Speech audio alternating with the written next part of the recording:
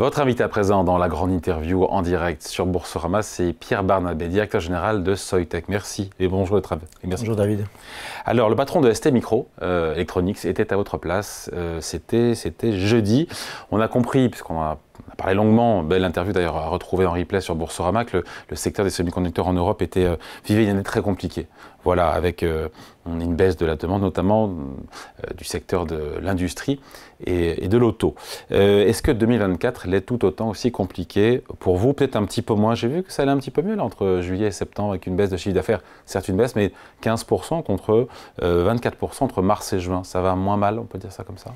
Oui, on est sur un marché. Alors, on a effectivement délivré nos résultats en ligne avec les attentes du marché, dans un marché contrasté, parce qu'on a un retour en grâce du monde de la téléphonie mobile, avec une croissance modeste par rapport à ce qu'on avait pu vivre dans les années 2010-2020, mais un retour à la croissance, quoi qu'il en soit. Effectivement, une activité automobile qui souffre cette année, qui va encore souffrir sûrement l'année prochaine d'un point de vue marché. En revanche, une activité autour de l'intelligence artificielle qui marche très très bien. Et donc nous, on a bénéficié effectivement d'un contrepoids positif lié à l'intelligence artificielle, où on est de plus en plus fournisseur de data center pour ce qu'on appelle la Silicon Photonics. Alors, il faut parler, juste pardon, parce que vous êtes un champion mondial, il faut le dire, dans la production de substrats pour galettes à semi-conducteurs. Vous êtes très en amont de la chaîne. Expliquez-nous, parce que quand je dis que vous transformez des plaques de silicium sur lesquelles sont gravés les semi-conducteurs, je pense qu'on a perdu quasiment tout le monde. Comment on explique les choses simplement? Alors, très simplement, on prend effectivement des plaques de silicium.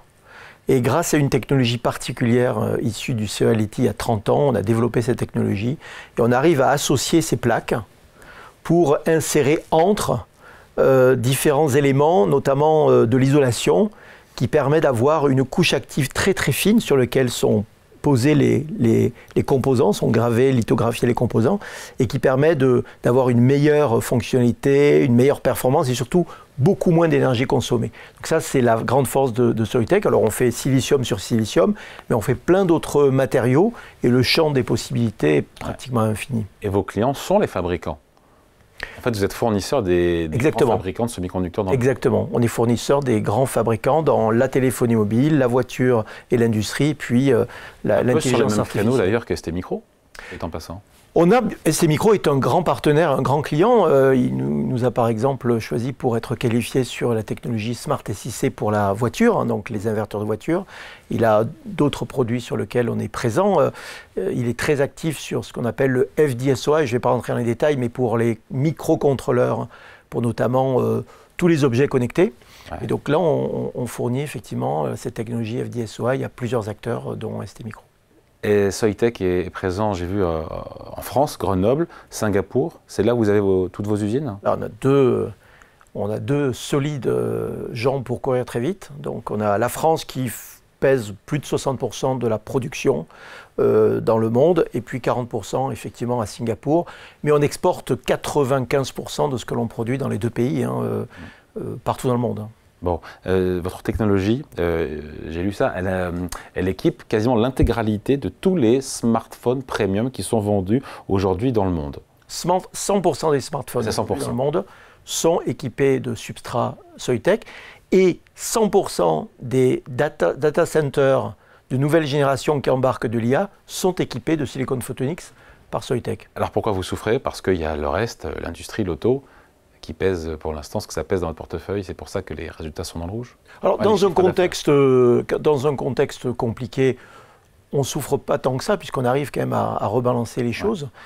Et je trouve que c'est ça qui est assez remarquable dans la progression et la transformation du groupe. C'est qu'on était très associé au smartphone à une technologie qui s'appelait le RF-SOI, et désormais on est beaucoup plus diversifié, on est beaucoup plus présent partout dans le monde, on a beaucoup plus de clients, et ça nous a permis effectivement d'avoir plusieurs flotteurs qui nous permet de rebondir, notamment entre le deuxième semestre et le premier semestre. Les différents secteurs, on l'a vu, le batterie électrique, data center, objets connectés, le portefeuille aujourd'hui est de plus en plus diversifié.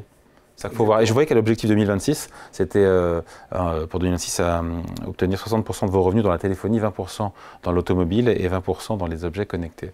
Exactement. Cette année, on va avoir 4 lignes de produits qui vont dépasser 100 millions de dollars de revenus. On était à une seule il y a à peine 2 ans. Donc c'est vrai qu'on a fortement progressé autour de la téléphonie mobile. Alors sur le produit phare historique qui était le RF-SOI, mais surtout sur les filtres, où on progresse très très vite. Dans l'automobile, sur tout ce qui s'appelle le Power SOI, donc toute la gestion de l'électricité dans le cockpit de la voiture, et puis donc dans l'intelligence artificielle avec notamment le Silicon Photonics, mais également le FD-SOI qui va déplacer le club des 100 millions de dollars cette année. Donc tous les produits du quotidien qui sont dopés à l'IA, notamment on pense aux montres, aux smartphones, les voitures, les enceintes, les PC, tout ça va porter à l'avenir vos résultats. Vont effectivement porter nos résultats. Portent aujourd'hui ou vont encore plus monter en puissance? On commence par les data centers, les centres de données. Donc là, on équipe, alors qui pèse largement l'essentiel de l'activité Edge and Cloud AI, de la division Edge and Cloud AI, mais petit à petit, pèse combien? Qui pèse à peu près 20%, un peu plus de 20% entre revenus, donc qui a fortement progressé, parce qu'elle était effectivement naissante il y a à peine 2-3 ans. Et petit à petit, le Photonics et même le FD, on va le retrouver dans les montres connectées, dans les objets connectés, et puis petit à petit, dans notre poche. Donc effectivement, on équipera sûrement une très très large partie des équipements connectés qui embarqueront de l'intelligence artificielle. Mais aujourd'hui, en tout cas, les investissements massifs qu'on voit des géants de la tech dans l'IA, aujourd'hui, ça ne vous profite pas pour l'instant. Alors ça nous profite puisqu'on a quand même une croissance de 57% de la division Edge and Cloud AI sur le premier semestre de cette année. Et ça, c'est porté essentiellement par effectivement l'engouement pour l'intelligence. En direct. Toujours à travers effectivement ce qu'on appelle les fonderies, qui sont nos clients directs.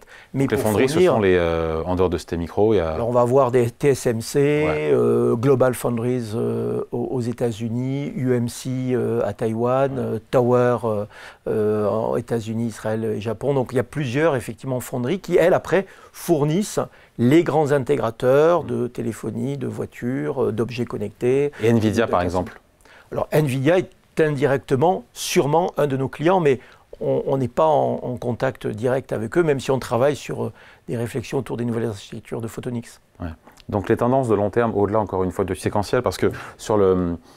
je crois que c'est le patron d'ST Micro qui me disait que pas de rebond du secteur selon lui avant le deuxième semestre 2025. On voit que ça se passe mieux en séquentiel trimestre après trimestre, mais à partir de quand vous repartez en croissance? Alors est-ce que c'est compliqué de répondre à cette question? On sera en croissance l'année prochaine. Parce qu'effectivement, on a un marché de la téléphonie qui est en croissance cette année, en recroissance l'année prochaine de 30%. Ça porte bien d'ailleurs ce marché. Qui commence à retrouver un souffle, mais d'une manière timide. Il faut attendre la révolution de l'intelligence artificielle dans les téléphones pour voir à nouveau une croissance très forte. On ne voit pas encore. Qui n'est pas encore effectivement vue, mais qui pourrait arriver plus vite qu'on ne le croit. Ça, personne ne sait. Ça va dépendre de la fameuse Killing Application qui va nous inciter à changer notre téléphone. Sur la voiture, effectivement, Jean-Marc a raison de dire que le premier semestre sera difficile pour le premier semestre de l'année prochaine. C'est ce que l'on voit aussi. En revanche, pour l'IA, nous, on voit une croissance très très forte et continue dans les années à venir. Bon, vous visez, j'ai vu 2 milliards d'euros de chiffre d'affaires. 2 milliards de dollars de revenus à moyen terme. Oui, quel moyen terme? C'est quoi le moyen terme? Moyen terme. Donc c'est effectivement dans plusieurs années. Vous êtes à combien aujourd'hui? Aujourd'hui, on est à 1,1 milliard de dollars de revenus. D'accord, donc à moyen terme. Voilà, à moyen terme. Sur l'action, parce qu'on est sur Boursorama, on va finir là-dessus, l'action perd 50% depuis le début de l'année, mais a regagné en 3 séances, quasiment entre 7 et 8% par séance, ce qui fait 25% en 3 jours. Qu'est-ce que ça traduit pour vous? Je pense qu'on a montré, à travers ces résultats du premier semestre, 3 éléments fondamentaux de la transformation du groupe. Un premier élément, c'est qu'on s'est diversifié très rapidement, très fortement, et dans des marchés vraiment qui couvrent plusieurs types d'applications. Le deuxième élément, c'est qu'on a montré beaucoup de résilience, parce que quand bien même notre chiffre d'affaires a fortement baissé, on a maintenu un très bon niveau de profitabilité, tout en investissant très massivement dans notre recherche et développement.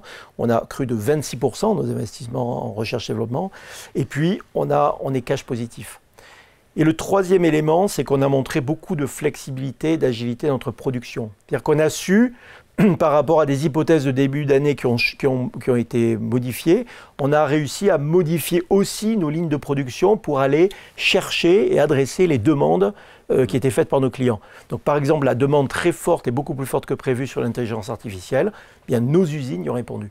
Ça, je pense que ce sont 3 fondamentaux qui étaient déclarés mais qui désormais sont prouvés. Et c'est peut-être ça qui fait référence. Je reviens sur l'IA. Potentiellement, ça peut peser combien de votre chiffre d'affaires, de vos revenus? C'est compliqué de répondre à cette question. Alors, l'IA directement pèsera 20 à 25% de notre revenu à terme à travers la division Edge and Cloud AI. Et après, il y a l'IA indirecte. C'est-à-dire que l'IA dans la voiture, l'IA dans le téléphone aura un effet indirect d'entraînement, effectivement, et de renouvellement. Je parlais de la technologie dite FD-SOI dans la voiture. Il est évident que les nouvelles générations de radars qui embarqueront de l'IA nécessiteront d'être fabriqués sur des substrats FD-SOI. Donc il y a directement, indirectement, il y a un vent très porteur, effectivement, lié à l'IA, sur tous les objets finalement que l'on adresse indirectement. Qui sont Pierre Barnabé, vos concurrents directs? Alors, on a déjà des licenciés. Notre technologie est très particulière, donc on a licencié 2 sociétés dans le monde qui sont nos concurrents. Et puis il y a des technologies concurrentes.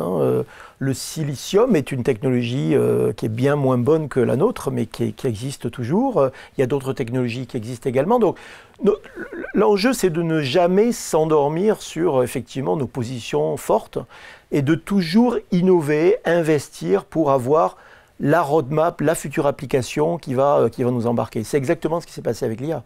C'est exactement ce qui s'est passé avec le carburant de silicium pour la voiture.